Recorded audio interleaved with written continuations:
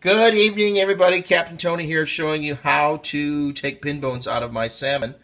And the reason why the pin bones are there in the first place is because I flash freeze these the same day they're caught. So it's very easy. They're on the front half of the fish.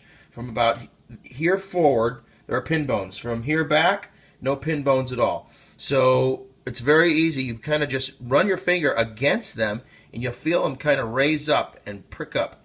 And of course you can see there's just beautiful flesh here of this sockeye. No gaping whatsoever.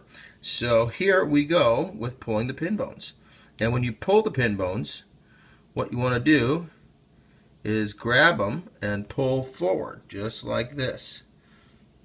And they'll come out nice and easy. Now, you don't have to pull them. You can cook them and eat with the pin bones in, and eat from the bottom up to where the pin bones are, or from the top down. But you can see how easy they come out. And so what I'm doing is I'm actually raising them up and I'm pulling forward towards the head of where the fish is. And you can see how easy they come out.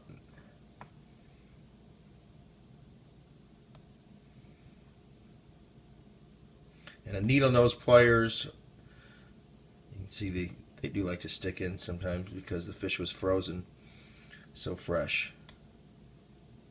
But a needle nose pliers or a good pair of tweezers will work to pull these out in a hurry.